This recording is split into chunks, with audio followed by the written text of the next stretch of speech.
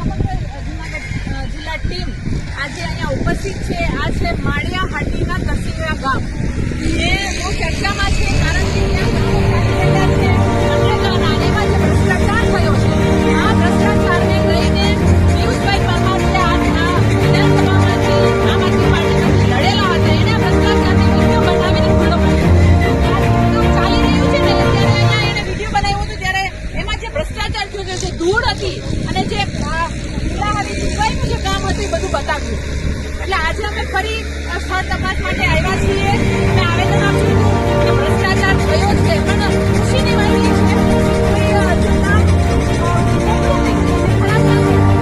આજે સમારી રહ્યા છે. એટલે આ આમ આદમી પાર્ટીની તાકાત છે કે આમ આદમી પાર્ટી દ્વારા અને પિયુષભાઈ દ્વારા જે આવેદન જે અવાજ ઉઠાવ્યો આમ આદમી પાર્ટી જિલ્લા ટીમ દ્વારા જે આવેદન દેવામાં આવ્યું એમાં એટલું બધું પ્રેશર ઊભું થયું કે આજે મજબૂર થઈ ગયા કે કામ કરે છે. હવે આ કામમાં કેટલું ભ્રષ્ટાચાર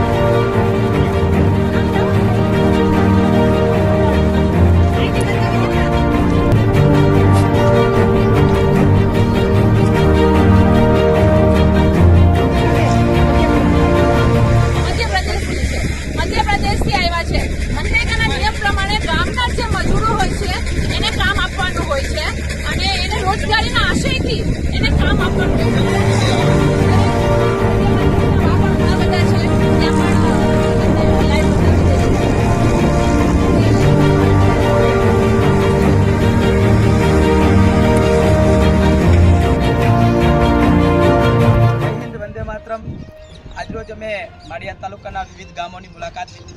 ગામની મુલાકાત લેવાનું કારણ એ હતું કે થોડાક દિવસ પહેલા પિયુષભાઈ પરમાર અમારા માનનીય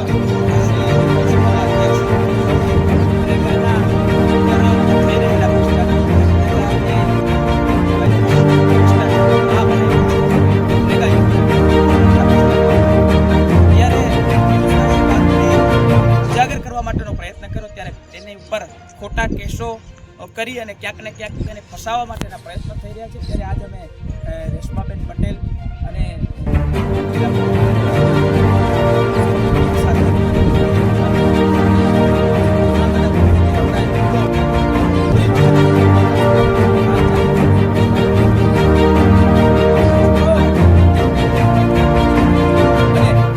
તારીખના રોજ ડીડીઓ સાહેબને મેં મારા લેટર પેડ ઉપર જિલ્લાની સમગ્ર ટીમ સાથે એક અરજી કરી હતી કે જે ભ્રષ્ટાચાર થઈ રહ્યો છે એમાં વાકઈ ભ્રષ્ટાચાર નથી તો અમને કોઈ પ્રશ્ન નથી, પણ આ તપાસ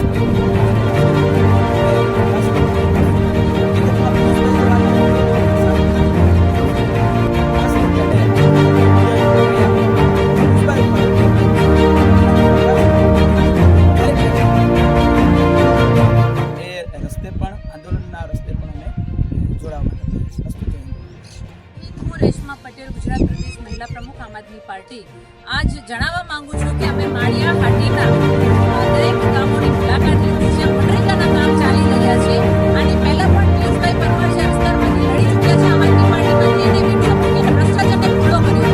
આજે અમે જ્યારે ગામડાઓની મુલાકાત લીધી, સ્થળોની મુલાકાત લીધી, જે પુલિયા બને છે એની મુલાકાત લીધી, તો એના ઉપર ભ્રષ્ટાચારને છુપાવવા માટેનું સમારકામ ચાલી રહ્યું હતું. એટલે અહીંયા મારે એટલું કહેવાનું છે કે આ આમ આદમી પાર્ટીનો વિજય છે કે અમે ભ્રષ્ટાચાર ખુલ્લો કર્યો ત્યારે એ લોકો મજબૂર થઈ ગયા અને એ જે ભ્રષ્ટાચાર હતો એને છુપાવવા માટે એને ફરી પાછું સમારકામ ચાલુ કર્યું છે. સાથે વિશેષ વાત મારે એ જણાવી છે કે જે મનરેગાના કામના નીતિ નિયમો હતા એને ધજ્જે ઉડાવી રહ્યા છે. હર પ્રાંતિથી આવતા જે મજૂરો હોય છે એટલે ગામના મજૂરોને જે કામ આપવાની બદલે એ લોકોએ અન્ય મધ્યપ્રદેશ અને એ બધા મજૂરો દ્વારા કામ કરાવવામાં આવી રહ્યું છે. એટલે કહેવાય છે કે કામ આપે છે મજૂરોને, સારી વાત છે, પરંતુ જે મનરેગામાં ભ્રષ્ટાચાર થયો છે એનું સૌથી મોટું ઉદાહરણ છે. કેટલાય ખોટા મજૂરોના નામ એમાં લખાઈ ગયા હશે અને કેટલો બધો મજૂરીના નામે ભ્રષ્ટાચાર થયો છે, આ એનું ઉદાહરણ છે. એટલે મારે એટલું જ કહેવાનું છે કે આમ આદમી પાર્ટી હંમેશા ભ્રષ્ટાચારના વિરોધમાં લડતી આવી છે, લડતી રહેશે. પિયુષભાઈ ઉપર જે ખોટા કેસ કર્યા છે એને લઈને સમગ્ર આમ આદમી પાર્ટી જૂનાગઢ જિલ્લા ટીમ આક્રમક રીતે અવાજ ઉઠાવશે અને હવે કોઈ ખોટા કેસ ના થાય અને અમે કાયદાકીય લડતમાંથી ચોક્કસ રીતે અમે વિજય મેળવીશું. હવે કોઈ ખોટા કેસ ના થાય